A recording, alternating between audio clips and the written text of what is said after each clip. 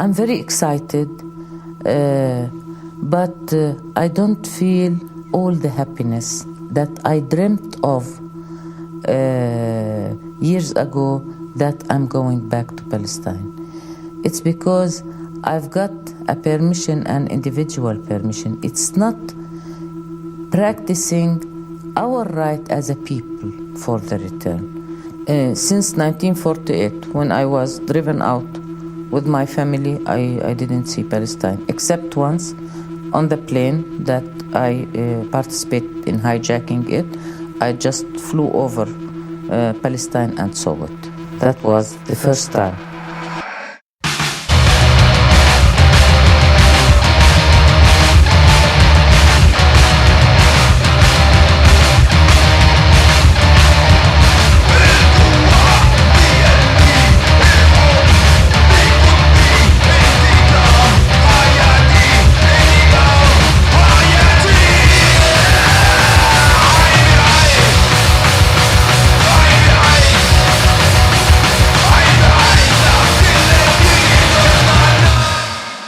Hello, dear listeners, friends, comrades, subjects, citizens, insurgents, fugitives, defectors, dissidents, even the haters and losers.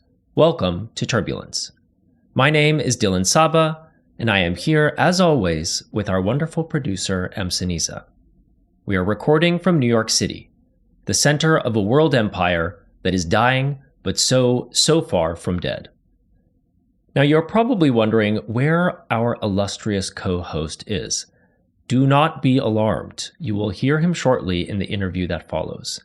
But one of the haters and losers has apparently vexed this program in some capacity. Em and I were down for the count last week, and now illness has stricken our dear Seamus. However, we did not want to delay this episode for you all any further. This Friday, May 15th, is Nakba Day. Nakba, as many people by now know, means catastrophe in Arabic.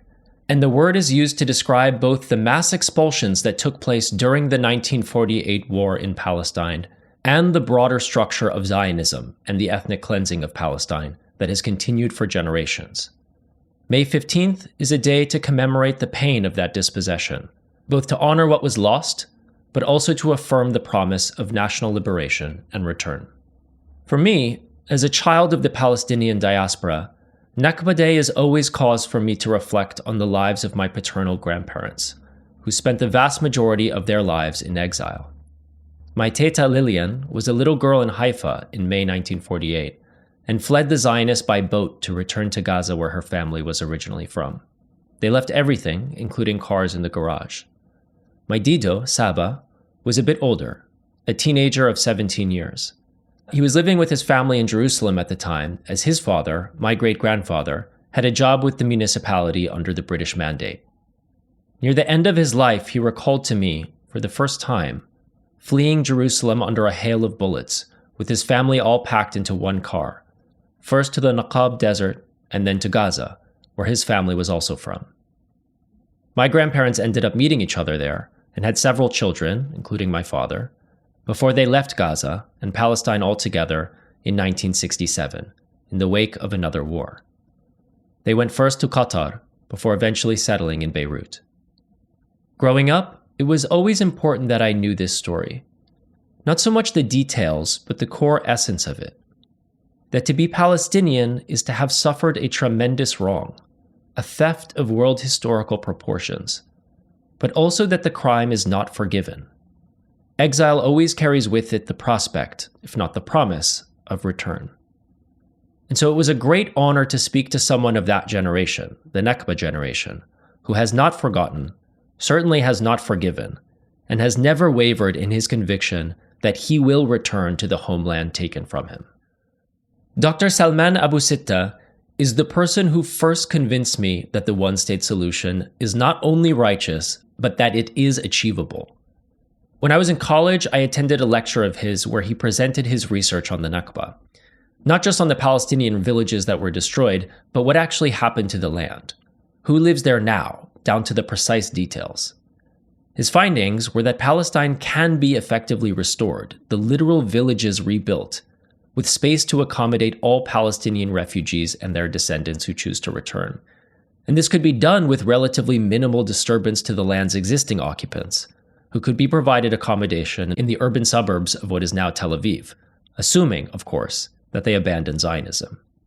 His schemas are detailed and very precise, and make it clear that the only real barrier to justice and national liberation is political will.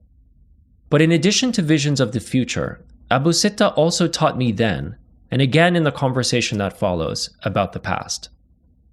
He has unearthed records from the International Committee of the Red Cross that detail the internment of thousands of Palestinian civilians into forced labor camps in 1948. These civilians were kept in 4 official camps and made to support the Zionist war effort in conditions described by one ICRC official as slavery, before they were ultimately expelled from their land. As the current Zionist project and its leaders have become increasingly Hitlerite in recent years, it's important to remember that the continuities between the Nazi regime and the Zionist regime go all the way back to the beginning. These are not comfortable comparisons to make, but there is no other way to narrate the closure of concentration camps in Eastern Europe, followed only a few years later by such horrors appearing in Palestine. I was also struck by the story of Count Folke Bernadotte, the Swedish diplomat who in April 1945 negotiated for the release of tens of thousands from the Theresienstadt ghetto in Nazi-occupied Czechoslovakia. He was later chosen to be the UN Security Council mediator for the conflict in Palestine. In September 1948, he reported, quote, large-scale pillaging and plundering and instances of destruction of villages without apparent military necessity, unquote. Only a few days later, he was assassinated by the Stern Gang, a Zionist paramilitary group. Abu Sitta's insights about the future and the past, I believe, help us understand the dark and tumultuous present we find ourselves in now. The final thing I will say before we turn to the interview is that I was extremely moved by his identification with the young Palestinian man, presumably a Hamas militant, that he watched through a screen enter on October 7th the kibbutz built atop Abu Sitta's village. He immediately recognized that the return of that fighter was his own. Before we get into the conversation, we do have a pitch to you, the listener. Turbulence is entirely listener-funded. We don't run ads. We don't take money from institutions. And that independence is the foundation of this project. It only exists because of you. Because we're committed to providing you the in-depth history and present context you need to make sense of each of these topics, these episodes take a great deal of time and effort to produce, from conception to research to editing. It's because we value your time as a listener, and because we want to produce something lasting and useful, that we think this level of effort is worth investing in. But that means we can't quite move as nimbly as we might otherwise like. So in addition to our free public episodes, we're also dropping weekly episodes behind the paywall. That's where we'll be able to respond to events as they unfold in closer to real time, providing our analysis, following up on threads and conversations from prior episodes, and drawing connections across the topics we've covered. To do all this, we need your support. A $5 monthly subscription will give you access to the bonus feed, our Substack community, and most importantly, you'll make it possible for us to keep doing this work independently week after week. Subscribe today at turbulencepod.substack.com and follow along on Twitter and Instagram at turbulence_pod. We hope you'll join us.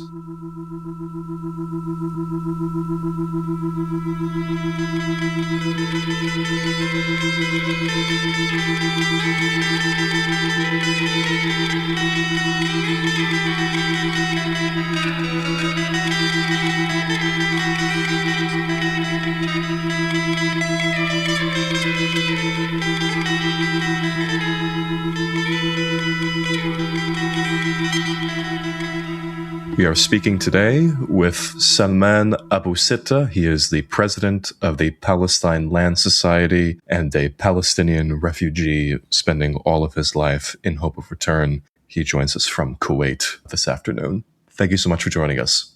Thank you for inviting me. So I would hazard a guess that most of our listeners, most of whom are based in the United States, are only familiar with Palestine before 1948 through photographs, maybe a handful of video recordings.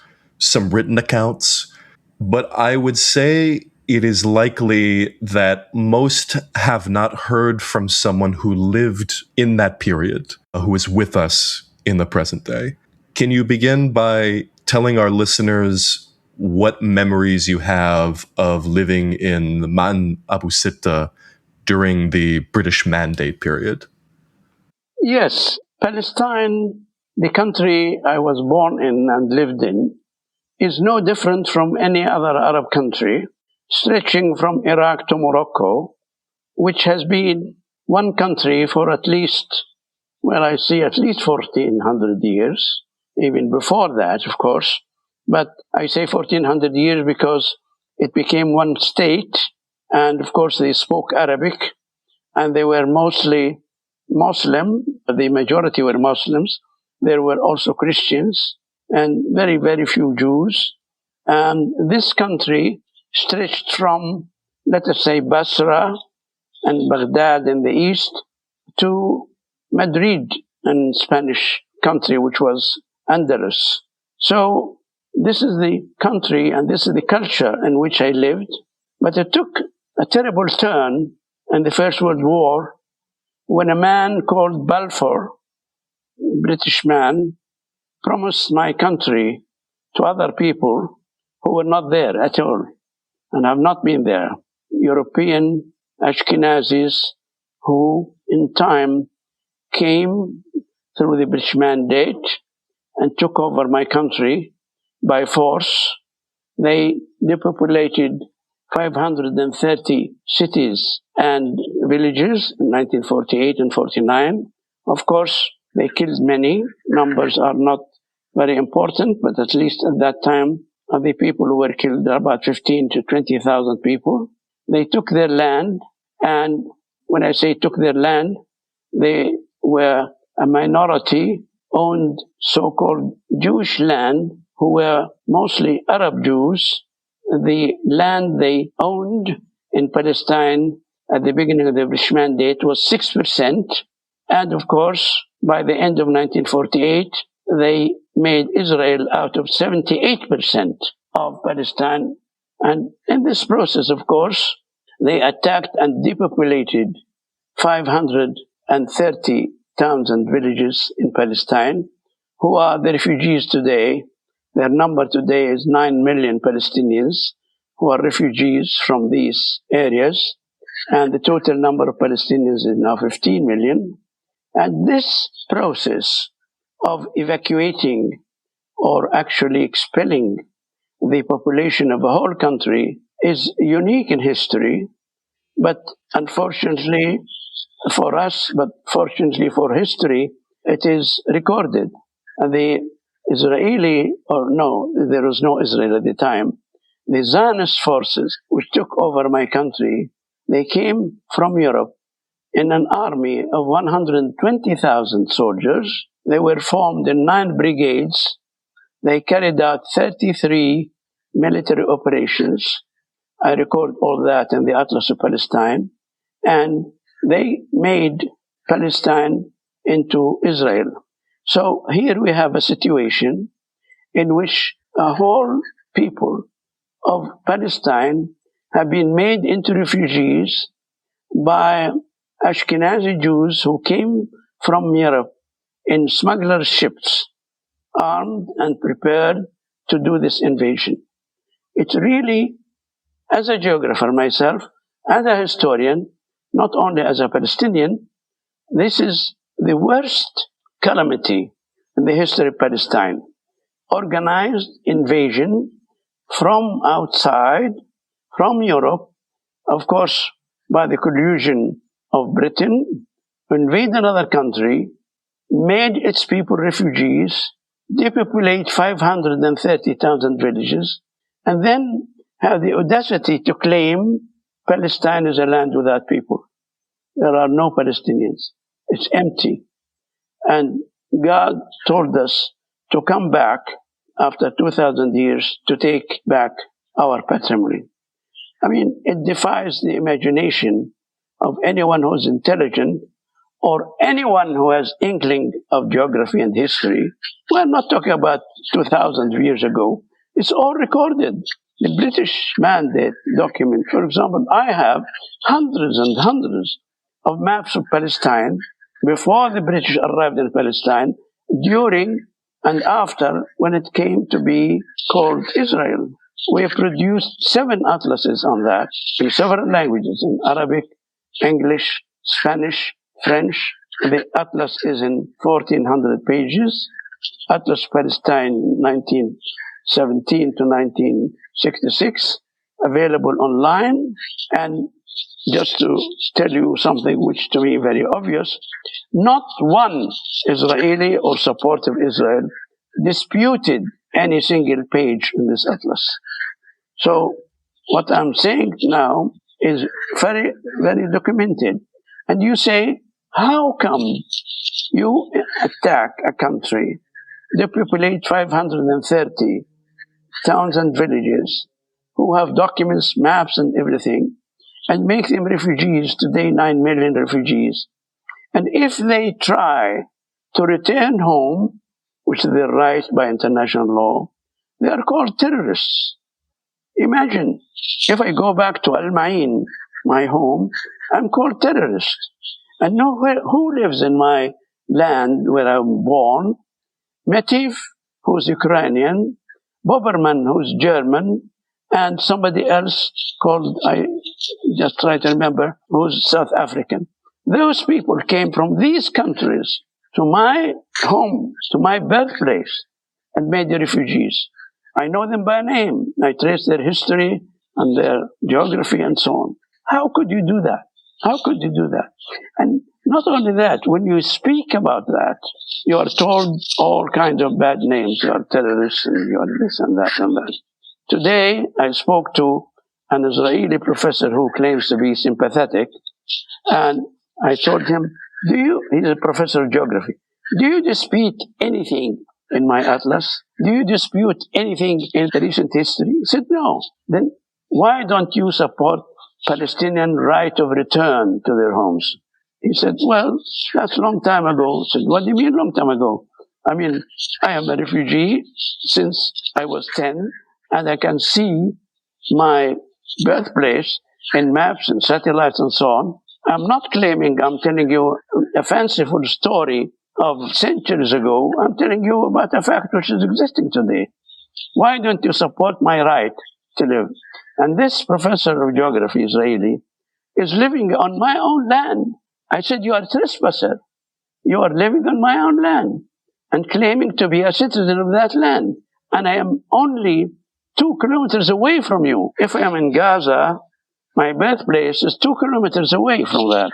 And you are a professor of geography.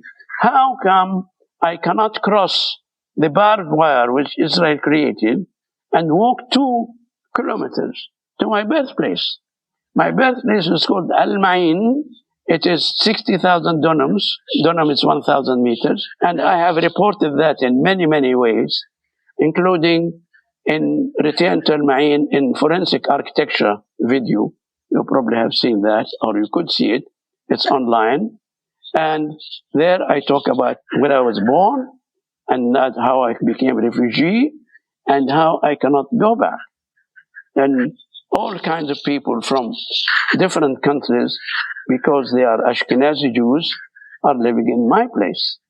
So you cannot really hide this ominous crime in this age. We are not looking at archaeology. Of course, when you talk about right of return, the resolution 194 of the United Nations, which was passed in 11th of December 1948, is repeated by the United Nations General Assembly every year since that time. So far, it has been repeated, I think, at least 130 times. It says Palestinian refugees have the right to return home. And why don't they? My place is still empty. There are very few Israelis living there. They have only 4 kibbutz. They are called Nerim, on the land on which I was born. Another kibbutz called Ein Hashlusha, and Magin, and Neroz. Those 4 kibbutz, each one of them has 400 or 500 people. You know, kibbutz is a very small community, a series of huts located in various places just to prevent the return of the refugees. And these 4 kibbutz have probably a total of 1,200, 1,500 Israeli settlers on my land. My family, extended family, today is 12,000 people. 12,000 people. They are mostly, not totally, refugees in Gaza. And they can see, literally see their land, and they cannot go back to it.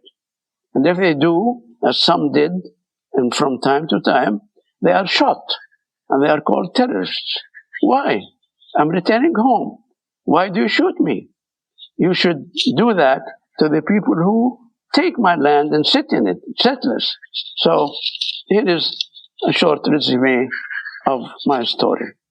Thank you, Salman. I just cannot fathom the audacity of sitting across from you, someone who was the victim of this crime, and telling you that this was too long ago, especially while at the same time making a 1,000-year-old biblical claim to the very land that you were born on.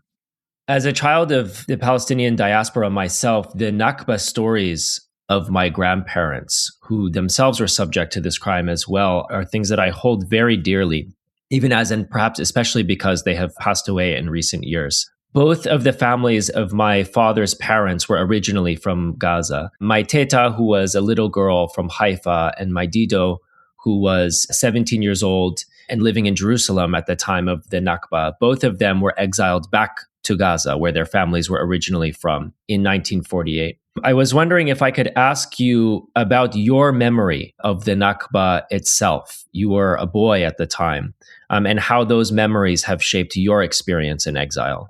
Before I answer that, I remember fondly the Saba family. Your family is called Saba family. That's right. And they are from Gaza. Saba family. Very well known. You know why they are very well known? Because they are professional people in accounting. If you have any dealing with accounting or budgets or things like that, you say there must be a Saba person here. So, first of all, let me make an advertisement here. You allow me. I'm not going to pay you any fees for that. My memoir is called Mapping My Return. If you have time and the interest, you could read it. But yes, I remember that. I remember that clearly. I was 10 at the time. And in the middle of the night, my mother and other women in the family woke up screaming, crying, fetching us children to go to a ravine, which is not very far, for safety. Why? They saw 48 lights in the horizon, which were the headlights of 24 armored vehicles of Zionists. They were not called Israelis then, attacking us.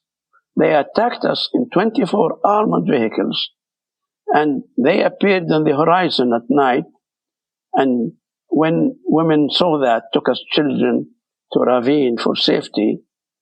And these vehicles, armored vehicles, had Zionists who came mostly from Europe to attack us. How did they attack us? I remember that clearly. They went down and they blew up every building in their way, and they killed everyone, especially males, who went to help us. And they demolished particularly the flour mill, which my father built 30 years earlier. And we children with women were watching from the ravine, seeing the lights of the fires and the smoke bellowing from every place. And everybody was saying, this smoke, it's coming from Ismail house. Oh, look, there is a fire coming there. It must be Hussein house. And they destroyed, these Israelis, they were not called Israelis then, the Haganah, they destroyed everything. And after a few hours in the morning, they left to attack another place. We came out of the valley to see the debris, the ruins of our homes, The school which my father built in 1920 was a pile of rubble, and we tried to gather our pieces of life in that. That is my very vivid recollection of a Nakba. And that, of course, continued until today, because the Israelis, that was not the only time they attacked us. But the irony is that some young people from my family, when they saw the ruins like that, and they were expelled finally to a refugee camp, they never stopped from going back to retrieve something. And what's painful usually is to find an old relative who could not escape. They went back to carry their grandmother or grandfather back, and many of them were shot and killed. And even worse, the Israelis put mines on the road of the people who tried to return home, and so they blew them up like that. And, well, if we try to go, as some people tried on October 7, they are called terrorists. But let me tell you, we never stopped trying to get back, not only the last October 7, from 1948. I have a cousin called Hassan, very affable young man, always smiling. He was at the time, I think, about 20. He went back from Khan Yunis, where we took refuge, to Al Ma'in, my country, and he used to sneak through the Israeli posts and tell us, look, so-and-so house is still there. This house is demolished. Your garden, the trees are cut. He used to tell us what happened to our land. And he went on to do that. He was part of what's called Fidayin, trying to fight the Israeli occupiers until 1955.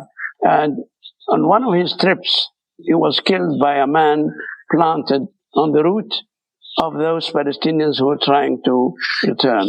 Israelis at the time did not have enough manpower to stop Palestinians returning to their homes.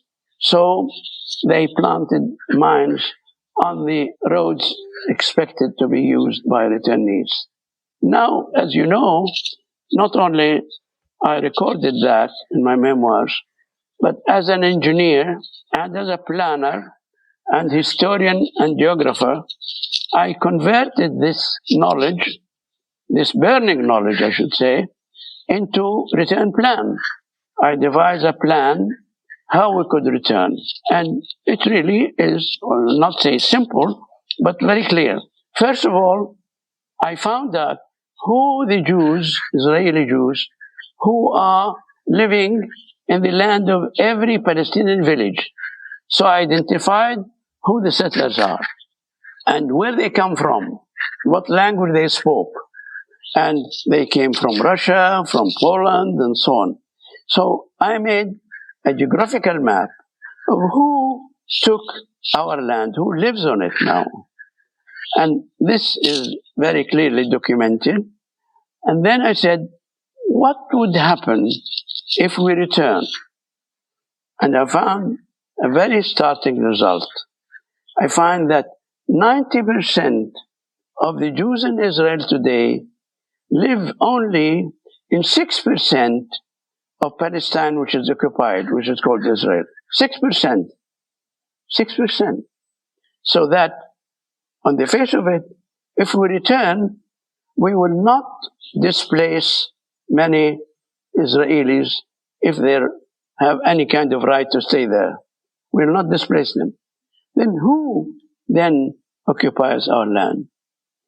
The kibbutz. The kibbutz are created in order to have garrison points at various points so that they control the refugees' land and do not allow them to come back. 90% of the Jews in Israel live only in a sliver of land which is 1,400 square kilometers out of 20,000 square kilometers, which is Israel today. So, therefore, physically and feasibly, it is possible to return. Now, Do we have the right to return? Yes. Resolution 194, repeated by the United Nations 130 times, says Palestinians have the right to return. And this resolution was passed on 11th of December 1948 and repeated every year until today. This date of 11 December is, to me, very significant because the day before, on the 10th of December 1948, the United Nations made a very remarkable resolution which really shaped the history of the world. A great resolution. Let me remind you, this resolution, which took place one day before, 10th of December 1948, came on the morrow of the Second World War, in which 30 or 40 million Europeans were killed in the Second World War. So, Europe, in its international configuration, decided that this crime should not be repeated, that there should be peace in the world, that the people who died in Europe should not have died. And so they established what is known today, a significant document, called Universal Declaration of Human Rights, which you all know today. Universal Declaration of Human Rights was passed by the United Nations, after it was called the League of Nations, on the 10th of December 1948. Remember that. The second day, on 11th of December, the Resolution 194 was passed, which says Palestinian refugees should be allowed to return home. So, in terms of justice, in terms of history, in terms of international law, we have the right to return. Who is stopping us? Israel. And as I just explained to you, it will not bother them very much if we return because our land basically is still empty. You've brought up October 7th a few times, and I wanted to bring up a video from the Center for Arab Unity Studies, which you did an interview with back in June of 2024, where the host gives you his phone, and on that phone is a video of Palestinian fighters entering Nirim, the kibbutz that was built on the land that you originally lived on. Can you describe the feeling you had seeing those images? And how did you feel when October 7th happened more broadly, when the Al-Aqsa flood was launched? I saw a very moving picture or short video of someone from Gaza who crossed the barbed wire, and then he was elated. He could not believe himself when he cried words which I could have said myself. That, oh, this is my home. Oh, I am in my land. Oh, this is my home. I am back. There is a video of that. And on the basis of that, I was so moved, I wrote an article in Mondo Wise entitled, I Could Have Been One of Those.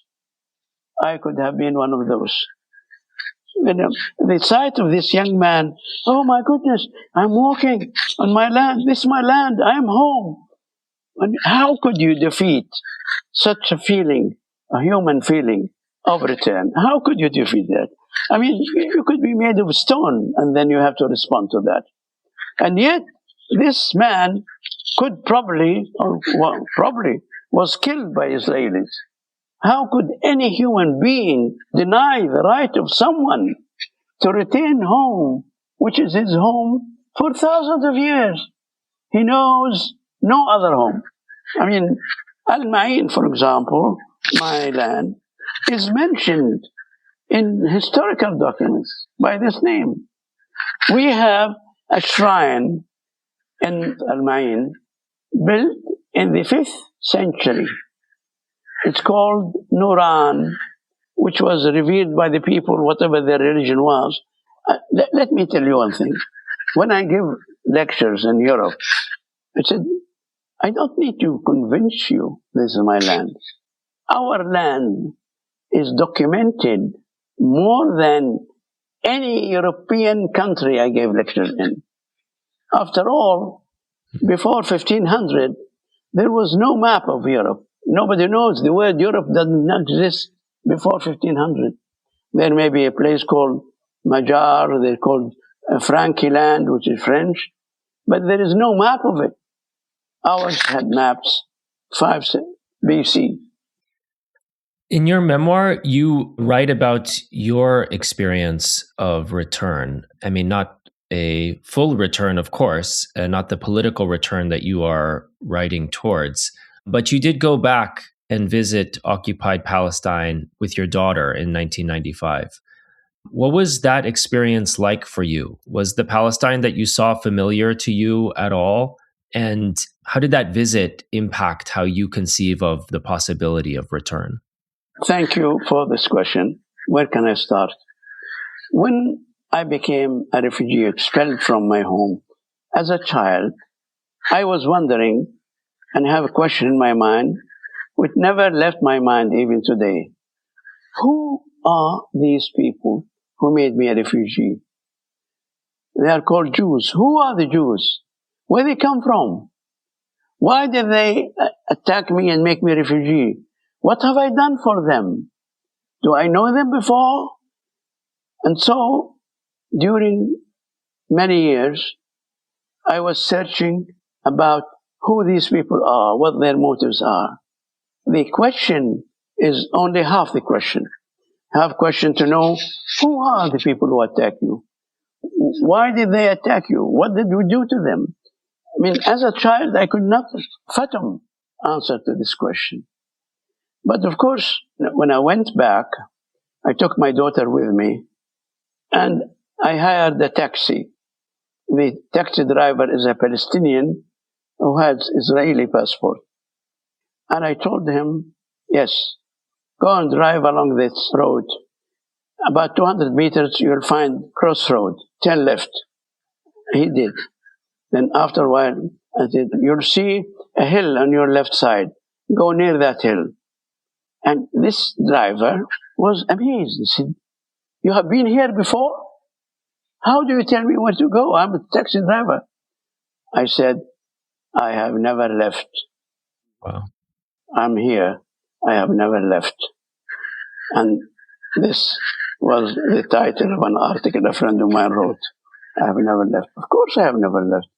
I knew every place before and who lives in it and what do they do and that kind of thing. So when I plan my return, I know exactly what I'm doing. And really, let me tell you something. Put effect to right of return tomorrow with no harm to anybody, or very few anyway. All the people who occupy the land of refugees can be taken in buses within 7 days to Tel Aviv, and the land of 9 million Palestinians will be empty and they can return back. And all those who occupy their land can go into 1 or 2 suburbs of Tel Aviv or Jaffa with no harm to them, provided there's one condition, no bargaining about that, provided they are not Zionists, and provided that Zionism must be abolished exactly in the same way that Nazism was abolished in Germany. German people lived in Europe after they abolished Nazi doctrine. Same thing here. The Jews in Palestine can live peacefully provided they drop Zionism. Why do I say that? Because Zionism, by definition, says the Palestinians have to be eliminated. This is their doctrine. They have to be eliminated. And this is not my wording. When they say Palestine is a land without people, the early Zionists said that. They intended that. They wanted to make it land without people. They knew that it is inhabited by people. There are many travelers and many geographers in the 19th century who came to Palestine, counted cities and so on. So the early Zionists, when they said Palestine is the land with people, they know very well it's very heavily populated. That is the meaning of Zionism. And that is what happened when Nazis occupied Paris and France. Peace did not come without the Germans, Nazis, left Paris for its people. So that's the only remedy to the situation. And it can be done without heavy price in life. Yeah. I'm really glad that you brought up this comparison point to Nazism and Nazi Germany, because I have to say, and we spoke about this a bit before we started recording, the first time that I encountered your work was when I was an undergraduate student. I attended a keynote lecture that you gave at the Right of Return conference at Boston University in 2013. And one aspect of your presentation that shocked me at the time and has stuck with me until today is the evidence that you presented on the forced internment of Palestinians by Zionists in forced labor camps during and shortly after the Nakba. And given the horrors of the Nakba that I already knew about, I wasn't so much shocked that this had happened, but more so that it seemed to be completely absent from the history that I had encountered. Can you tell us a bit about your research into the forced labor camps and why you think that story has been ignored in the history? Yes, thank you very much for pointing this out. One of the things I did when I was researching my own history, which I know, but I found documents to prove it, I was shocked to find that only 3 years after the forced labor camps were closed in Germany, they were opened in Palestine by Jews. Many of them have German names, establishing forced labor camps in Palestine. How could you do that? I mean, someone who probably was in one of these camps in Germany, you go to another country and repeat what you have been through for other people you want to take their land. And then what strikes me from the records of the Red Cross who visited their camps, that the names of the many captains of these camps have German names. Hoffman, Boberman. Imagine Jews with a German name opening forced labor camps in Palestine. The Red Cross visited only about 4 or 5. But I dug through history of people who have been there. I got from them verbal evidence recorded. There were 15 of them. So how did they go about?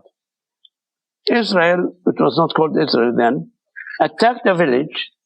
They killed anywhere between 10 and 20 people, sometimes 50 people. They again order the male inhabitants of the village to the main square. And they gather them, they put the women, children in another place, and they tell them, go away.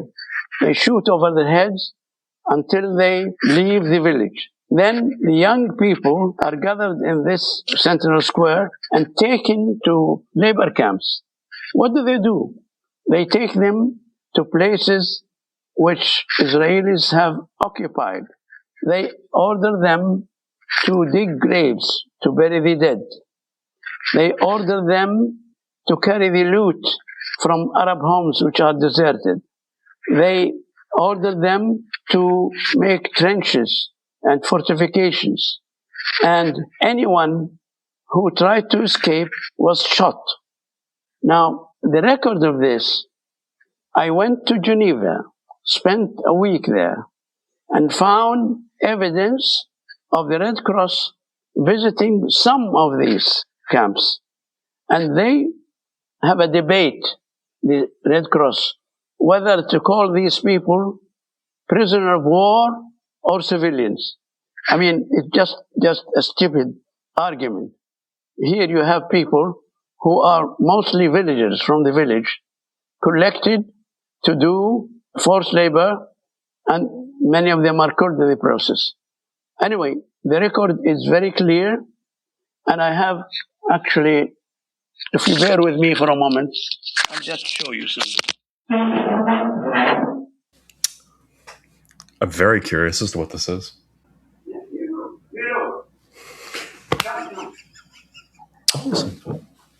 Are you still there? Yep. Hello? Yes. Can you see this? Wow. Right. He's shown us a binder that says labor camps on it. Looks to be a whole host of records, I believe, from the Red Cross. Are those from the Red Cross? Can you see? Yeah. Yes. This is a third binder. Yeah. Full of documents. Yeah, for listeners, these are books are really gigantic. Wow. Yeah, four of them. Wow. Anyway, you get the idea. It's fully documented.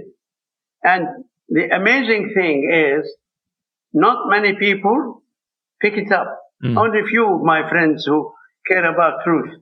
And when I show them that the names of the officers have German names, they say, well, I don't want to make any comments.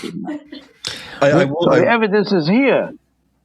I will say that, just adding on to this, there was a testament from a refugee from Nazi internment who joined the Golani Brigade during the Nakba and testified that he was cleaning the Galilee and making it Arab Rhein, same thing as Judenrein, as the Nazis were describing.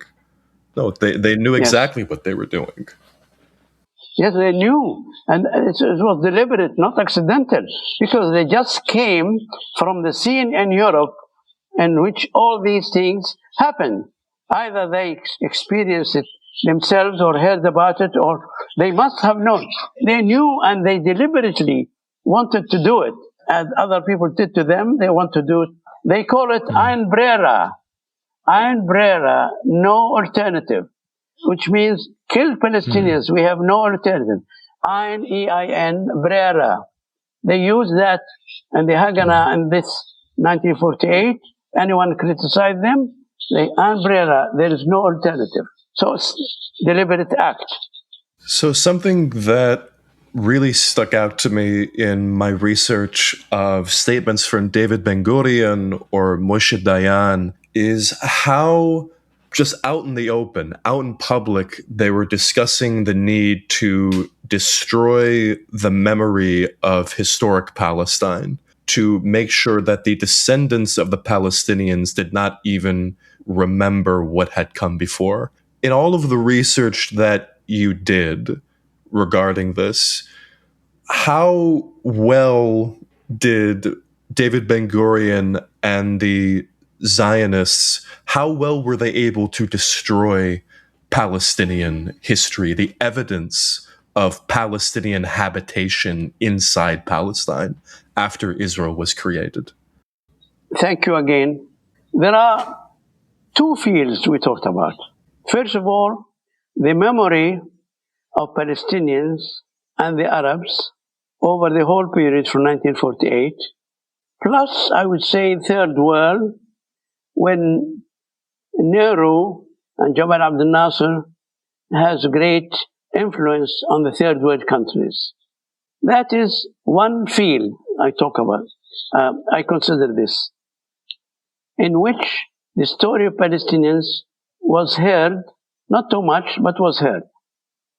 And the second one, in Europe, you divide it into two epochs, two areas, two time zones. One from 1948 until, well, I don't know when, possibly 20, 30, and 40 years, in which the voice of Palestinians not only was silenced, but also criminalized. And you will never in Europe hear about Palestinian refugees and massacres against them and so on in the period from 1948 till, I would say, 1985 or 90 or something like that. In September 1948, the one who spoke about the tragedy of the Palestinian refugees was assassinated. Count Fort Bernadotte, United Nations mediator who came to Palestine, he wrote, "It's so unfair and unjust that Palestinians are driven out of their homes and they have the right to return home." He said that on 15th of September 1948. On 17th of September, he was assassinated by the Israelis. I think one of them became prime minister. I don't remember his name now. Assassinated. United Nations mediator was assassinated. Second day after he wrote this statement. So, here it is. Wow. I had never heard that story before. For your record, check it out, please. Bernadotte was assassinated. He made his report 15th of September. I may be off by 1 or 2 days, in which he said that Palestinians should be allowed to return home. Wow. And that, by the way, his legacy is behind the formulation of Resolution 194 3 months later, 1948. The United Nations formulators referred to his last statement before he was assassinated by the Zionists to say, we are reframing his statement into Resolution 194. By the way, if anyone interested in this in detail, a colleague of mine wrote a lot about how this resolution was formulated and its relation to Bernadotte. His name is Terry Rempel. Terry, T-E-R-R-Y, Rempel, R-E-M-P-L. His PhD, his research was on this subject. Wow, we'll definitely look that up. So I guess I want to close by asking once again about return. The Palestinian right of return, as you have articulated, it is and has been a core demand of the Palestinian national cause, both to right the historic wrong of the Nakba and to restore the homeland of the millions of displaced Palestinians, such as yourself, but also to upend the system of demographic control that defines Zionist rule today in the land of historic Palestine. But return has taken on a different meaning for each successive generation of Palestinians. And this is something that I have written about in an essay I wrote, Point of No Return. So, for example, for your generation, it means what we're talking about with return is the literal restoration of what was taken from you, the land that you were born on. But for the next generation, it meant resistance and the Palestinian struggle for national liberation.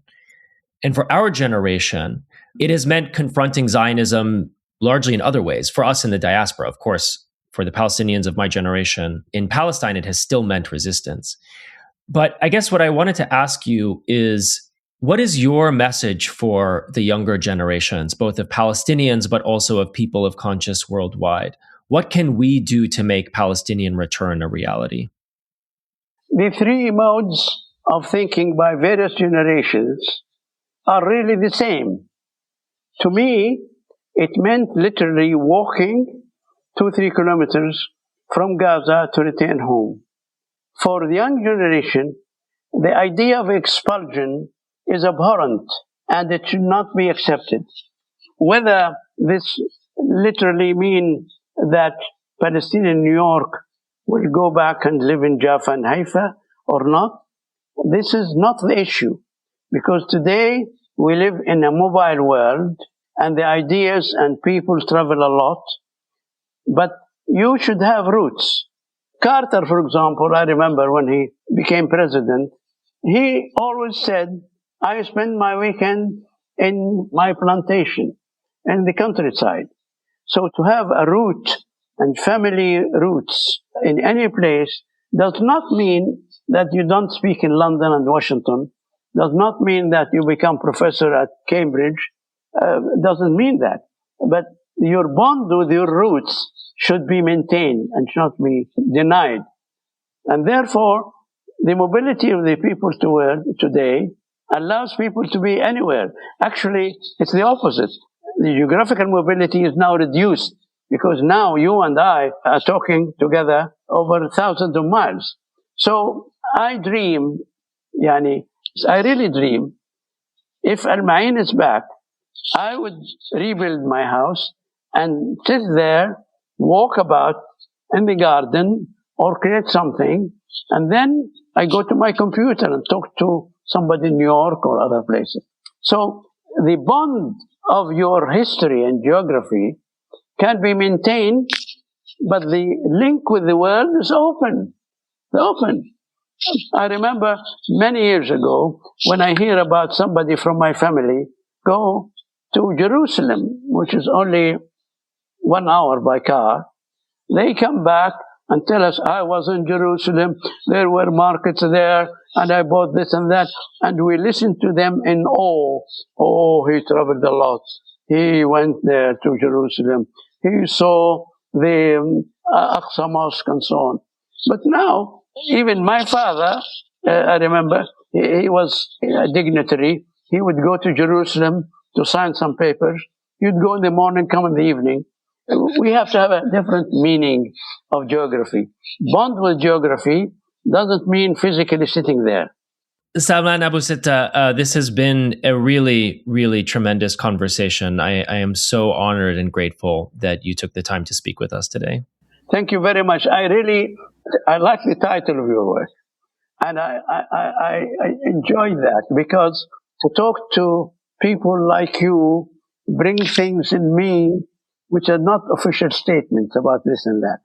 So I'm so pleased that you invited me, and I hope this talk will be useful to somebody. Thank you so much. I'm sure that it will.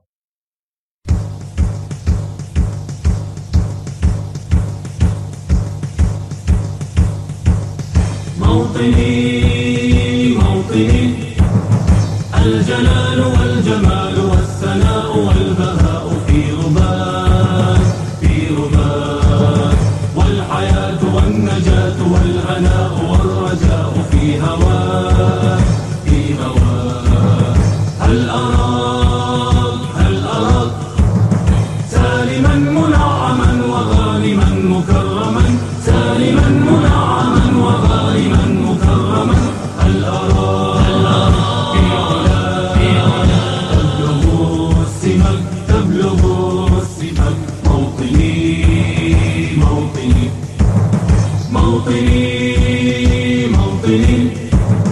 الشباب لن يكل همه أن تستقل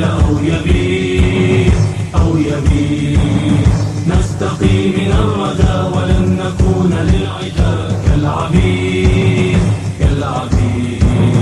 لا نريد ذلنا المؤبدا وعيشنا المنكدا ذلنا المؤبدا وعيشنا المنكدا لا نريد بل نريد مجدنا التليد